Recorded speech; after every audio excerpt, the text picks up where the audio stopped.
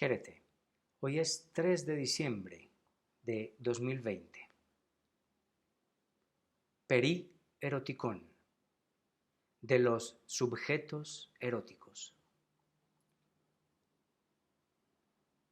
Eros pide ser. Eros pide ser. Esto puede entenderse en varios sentidos.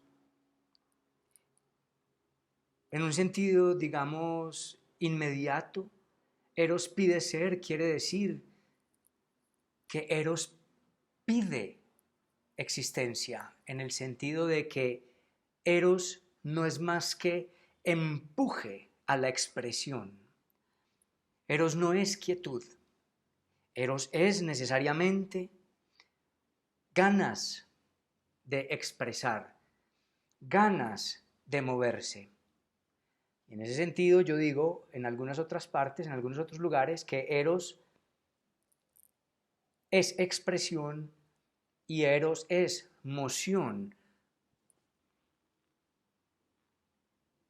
Si se quiere también pulsión, pero no entendido como inicialmente lo entiende el psicoanálisis, que sí, sino pulsión con su sentido etimológico inicialmente, es decir, empuje, impulsarse, pulsar hacia o vibrar hacia.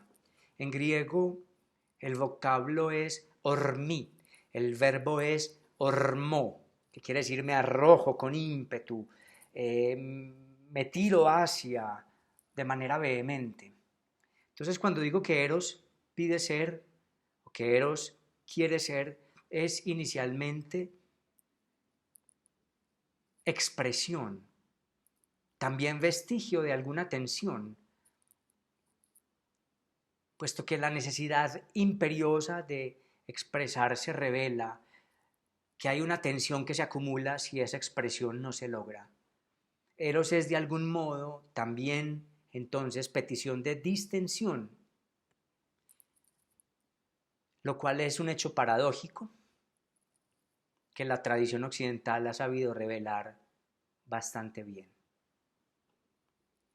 Eros pide ser también implica que Eros solicita existencia.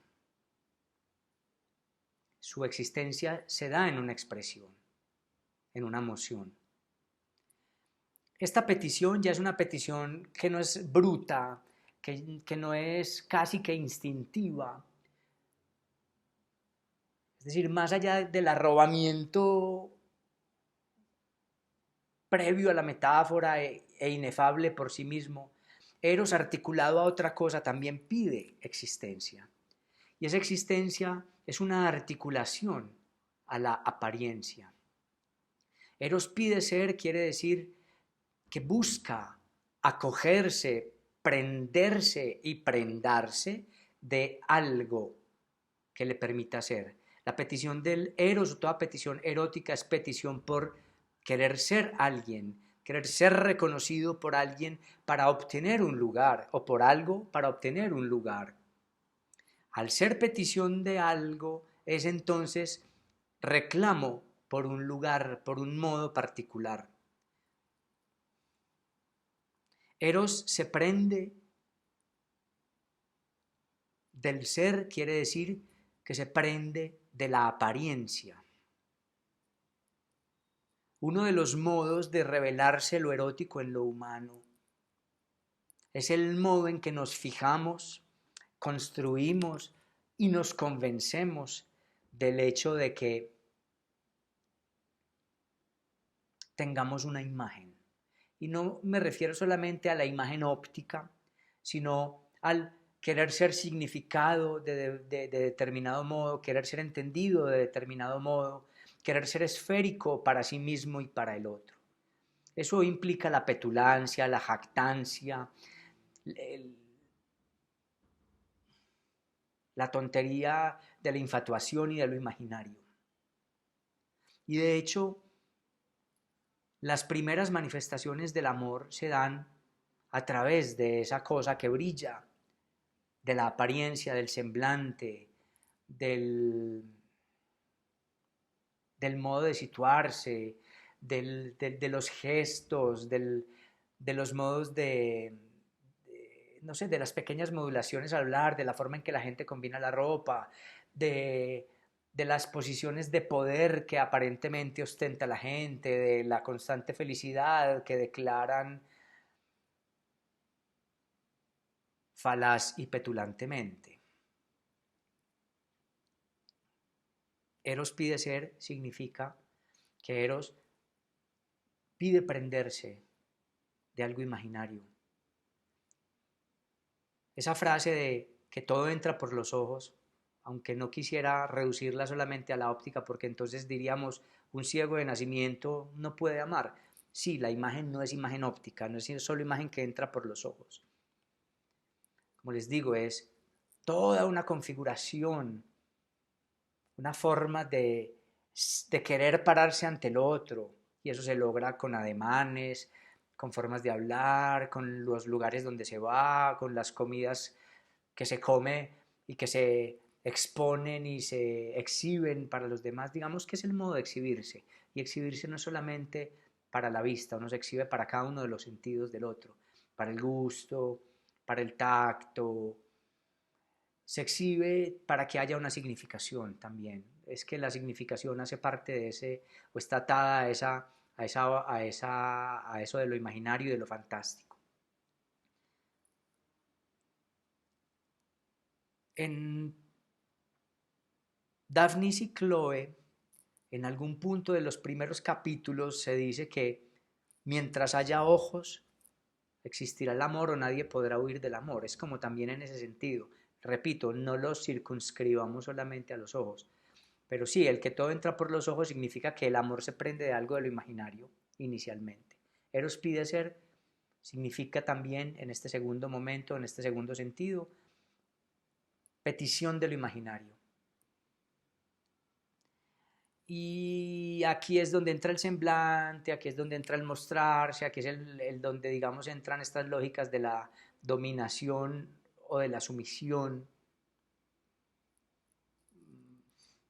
Me muestro pomposo para someter al otro, o tengo, digamos, determinados gestos sumisos. Bueno, ya cada quien ve en qué posición, digamos, se ha ido estribando su petición erótica y su expresión erótica. Como fuere, Eros pide ser porque el ser se hace también de manera imaginaria, o se prende de manera imaginaria de un semblante, de una forma de aparecer para el otro y para sí mismo que uno termina creyéndose, de la que uno termina aferrándose y por la que uno a veces termina peleándose. Por último, y no porque sean los únicos modos, pero digamos quería hablar de estos tres. Eros como expresión, Eros quiere ser, Eros quiere expresarse, mostrarse. Eros pide ser, digamos, se prende o se agarra de lo imaginario o se forja con lo imaginario. Y aquí ya hay una relación, digamos, con el otro, una relación imaginaria, quizás atravesando el sentido por lo imaginario. Y por último, Eros pide ser, que digamos es en un modo más platónico, pero platónico en el sentido riguroso, no en el sentido en que se lo comprende vulgarmente, porque vulgarmente se habla de Eros o del amor platónico como una cosa que se deja como inalcanzable y a la que no quiere acercarse el sujeto, pasada un poco como por esa dimensión quijotesca o romántica occidental. No, cuando hablo de lo platónico en términos rigurosos, estoy diciendo que para Diotima y para Sócrates la petición fundamental del amor era una petición de el ser más allá de lo imaginario, más allá del semblante, más allá de la opinión del otro, más allá mmm, de lo jactancioso, de la fantasmagoria o de la fantasmagoria del ser, de las petulancias y de las infatuaciones del ser, de las poses, de las imposturas del ser. Casi no recuerdo esa palabra, impostura o poses. Eros pide ser quiere decir que pide algo más allá de todo eso y que Diotima y Sócrates, o más bien la filosofía, Diotima como lo femenil por excelencia, entonces lo obscuro, lo arcano, lo inefable, la sabiduría casi que en contacto con la natura, Eso es lo que significa Diotima como significante en el simposio. No lo mujeril, porque hay muchas mujeres que se quedan en la petulancia. Es que no es un asunto de anatomías, es que de hecho no es un asunto de géneros anatómicos, de hecho va más allá de cualquier forma de pararse con imposturas o metáforas. Diotima es un significante en el simposio de Platón que significa lo arcano, que significa la sabiduría cósmica, que significa la sabiduría femenil, y no cualquier mujer cumple eso. No estoy diciendo que lo cumplan más o menos para hacer estudios estadísticos pendejos, no. Lo mujeril no es lo femenil, arcano, aunque lo mujeril puede cumplir lo femenil, pues también lo puede lo viril, puesto que digamos que lo que demuestra el texto platónico es que Sócrates de algún modo se hizo femenil y pudo cumplir lo femenil del amor, que básicamente será la búsqueda del ser en sí más allá de los semblantes, más allá de las mezquindades humanas, más allá de los revanchismos de los discursos, más allá de los ingenios metafóricos, más allá de los sofismas y más allá de las artimañas del lenguaje y de las artimañas de las posturas que están todavía apegadas de definiciones para sí mismo, para el otro. Yo soy esto, ¿cómo me insultas? Tú eres aquello, entonces te odio o entonces te amo, que es en donde se queda casi todo el mundo. El eros que pide ser, pide el bien en sí y lo bello en sí. Pide to kalon que to agazón. Pide el sumum bonum. El protiston agazón y el protiston kalon. Es decir, el primerísimo o primorosísimo, bello y bueno. Es básicamente un gozo místico que no pasa por la palabra, que trasciende, que derrumba las imágenes, que derrumba las imposturas y que termina siendo sí un ascenso solitario y místico. Octavio Paz en su libro La llama doble dice que el amor platónico en términos rigurosos, más que serlo en términos de relación, como lo entendemos hoy, el eros platónico es un acto solitario de ascenso, que a veces se encuentra con otros para entender que no es al otro al que busca, sino a una belleza que trasciende al otro.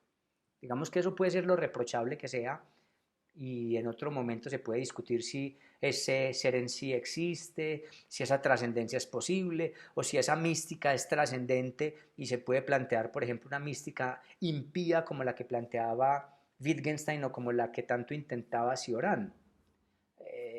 Bueno, pero digamos el amor pide ser significa que trasciende un poco entendido de este modo, que trasciende un poco las metáforas y las imposturas y lo imaginario. Es decir, que trasciende tanto el nivel imaginario como el nivel incluso de la metáfora, de lo simbólico, para llegar a un gozo místico y volver a caer a lo imaginario y a lo simbólico, pero ya desgarrado de eso o ya separado de eso, y vivir gozosamente y aprovechar lo imaginario y lo simbólico para darles cuenta a los demás, digamos, de este logro y de las posibilidades místicas que cada quien podría alcanzar. Esto más o menos sería lo socrático. De algún modo, y ya cambiando un poco del tema de lo socrático solamente, eros pide ser quiere decir que incluso el promiscuo pide ser. Recuérdense las palabras de Diotima cuando dice es que ojalá los jóvenes o la gente en general pudiera tocar todos los cuerpos que quisiera, casi que defiende la promiscuidad, diciendo ojalá todo el mundo pudiera tocarse, para que se dieran cuenta rápidamente que no es solamente el cuerpo lo que Eros persigue, que no es solamente la belleza confundida con la apariencia del otro o el cuerpo del otro lo que Eros persigue, puesto que cada que nos entregamos a otro o al placer del cuerpo aparece una insatisfacción o aparece luego deseo de otro cuerpo o lo que fuere. El promiscuo también pide ser, saliéndome un poquito de la moral socrática. ¿En qué sentido? En que busca algo, va buscando algo. El pequeño sabor del ser, del encuentro con cada cuerpo, con cada persona. En ese sentido, lo promiscuo, la promiscuidad no tiene por qué ser como la tradición de la moralina cristiana ha querido que sea, y es un asunto deplorable, desdeñable, sino que se puede recuperar en el sentido libertino, como los libertinos del siglo de la Ilustración, del siglo XVII. Goce del cuerpo no es, el goce del cuerpo no es indecoroso.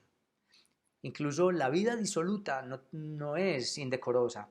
Por ejemplo, en el Renacimiento, Giovanni Piccolo de la Mirandola decía que el ser humano tiene la libertad, al no tener un arquetipo dado por Dios, decía Giovanni Pico de la Mirandola, el ser humano puede elegir el modo de gozar y de encontrar placer que desee. Puede quedarse, digamos, en lo sensitivo de las plantas o en lo sensitivo de los animales, gozando de los placeres más simples del cuerpo, pero puede también querer ascender a Dios, y que para Giovanni Pico era pues el modo más excelso. Pero uno podía elegir modos aparentemente en esta jerarquía inferiores, pero eso no constituía ni pecado, ni horror, ni pudor. De hecho, ejercer la libertad era un modo de honrar a Dios.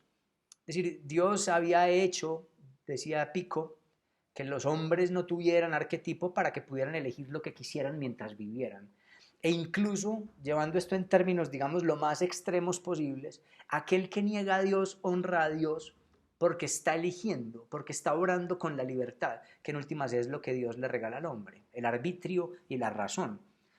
Entonces, si tomamos en este sentido lo erótico así, no hay por qué reprochar la vida disoluta. Yo creo que lo que habría que reprochar es humillar al otro, mentirle al otro para acostarse con otro ser humano, mentirle al otro, sobrepasar al otro, vejar al otro, digamos, sería lo reprochable. Pero si, como dice en Teoría del Cuerpo Enamorado, por una erótica solar, Michel Onfray, mientras todo esté pactado entre adultos, no hay nada reprochable, ni siquiera la vida disoluta.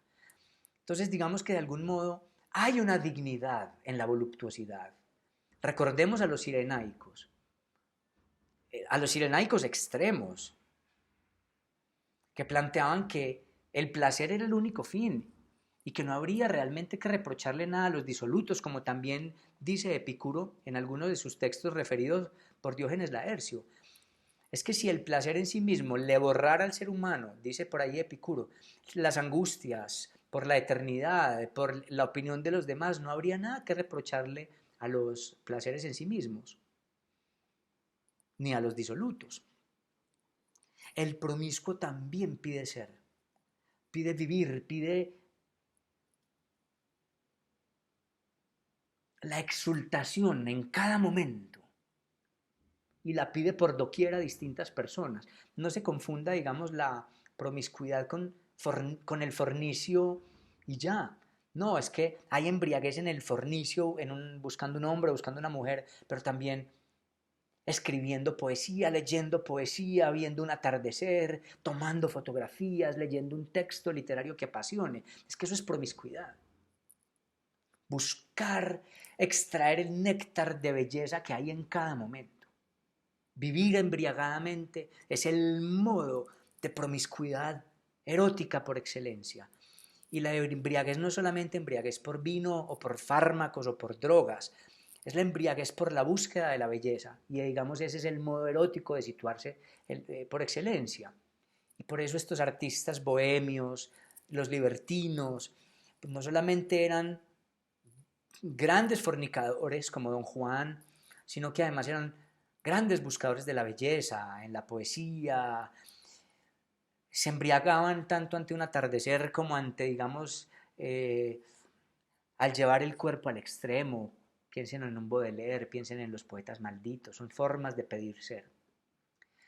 Hay otro modo de pedir ser y es, digamos, en el amor hacia un otro ser humano, y es solicitarle al otro, más allá de su apariencia, que revele la belleza de su ser. Y esto también es una forma de embriagarse. es una forma erótica de situarse, es decir, que hay gente que se enamora de una sola persona buscando construir con esa persona o pactar con esa persona momentos de embriaguez constantes. Y es solicitarle a alguien que camine constantemente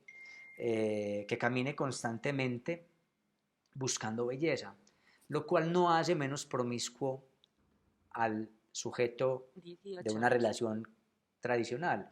Es decir, porque uno puede buscar belleza con esa persona. Entonces, no la encuentras solo en esa persona, sino que con esa persona se va al cine y se conversa la película y se construye un momento hermoso. Bueno, eso es un acto de promiscuidad, es construir belleza por todas partes, salir a comer a un restaurante con esa persona, ir a reuniones con otras parejas y con amigos, ir a bailar. Son momentos de buscar promiscuidad y en un sentido amplísimo. Es decir, buscar belleza o pretextar la búsqueda de la belleza con un ser humano en particular, al que se le pide revelar el ser y uno revelar el ser, o esa persona pues revelar el ser también para el otro, en una mutua revelación del ser y de construcciones recíprocas de momentos de belleza. Pues bueno, muchas más cosas se pueden decir, pero volvamos a la oración inicial para, digamos, hacer la colofón después de todo lo dicho. Eros pide ser, Eros quiere ser. Αυταΐσαν, ευχαριστώ πάρα πολύ όσους ακολουθείτε τα βίντεό μου. Καλή σας νύχτα. Γεια, γεια, γεια.